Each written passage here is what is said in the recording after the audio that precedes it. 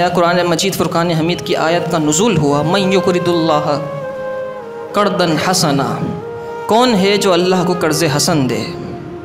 جب اس آیت کا نزول ہوا تو حضرت ابو درداء نبی پاک صلی اللہ علیہ وسلم کی بارگاہ میں آئے، کہنے لگے یا رسول اللہ، آپ نے فرمایا ہے کہ اللہ نے آیت نازل کی ہے کون ہے جو اللہ کو قرض حسن دے تو اللہ اسے دگنا عطا فرما دے گا۔ کیا اللہ نے ہم سے قرض مانگا ہے؟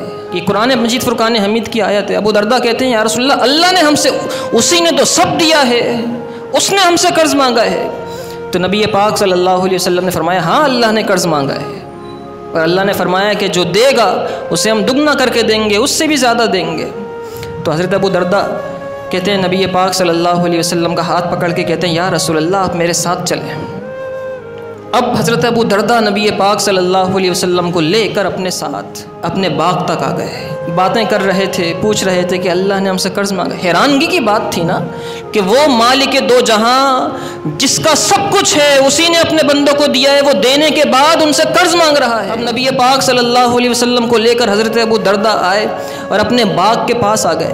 بہت بڑا باغ تھا، بہت عالی شان باغ تھا، اور اس باغ کے اندر 700 کھجور کے درخت تھے۔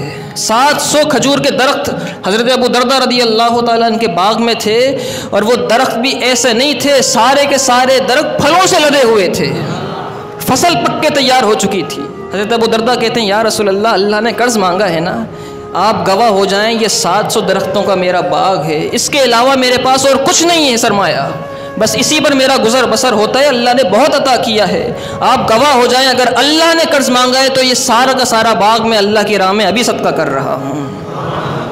حضرت ابو درداء نے اسی وقت وہ باغ صدقہ کیا۔ جب صدقہ کیا تو اس باغ کے اندر حضرت ابو درداء کا گھر تھا، اور اس گھر کے اندر آپ کی زوجہ بھی تھیں، آپ کے بچے بھی تھے۔ اب صدقہ کر دینے کے بعد حضرت ابو درداء اس باغ کے اندر داخل نہیں ہو رہے، اپنے آواز دے کر بلایا ام درداء باہر آ جاؤ، بچوں کو بھی ساتھ لے آؤ اور ضروری سامان لے کر باہر آ جاؤ۔ حضرت ابو درداء نے آواز لگائی تو آپ کی زوجہ پردے میں باہر تشریف لائیں، بچوں کو بھی ساتھ لیں، ضروری سامان لے کر باغ سے باہر نکلیں۔ پوچھنے لگیں ابو درداء تم نے باہر کیوں بلایا؟ تو حضرت ابو درداء کہتے ہیں بس یہ باغ آج سے ہمارا نہیں رہا، یہ باغ ہم نے اللہ کی راہ میں دے دیا ہے، صدقہ کر دیا ہے، اس رب کو قرض دے دیا ہے، وہ اس دگنا عطا فرمائے گا، اس نے وعدہ فرمایا ہے۔ تو حضرت ام درداء نے پتہ ہے کیا فرمایا؟ حضرت ام درداء نے کہا ابو درداء اللہ نے قرض مانگا تم سے اور تم نے اللہ کو قرض دیا؟ ابو درداء کہتے ہیں ہاں میں نے قرض دے دیا۔ حضرت ام درداء ہنسنے لگیں آپ کی زوجہ اور کہنے لگیں ابو درداء تم نے تو بڑے نفع کا سودا کر لیا ہے، تم نے تو بڑے فائدے کا سودا کر لیا ہے۔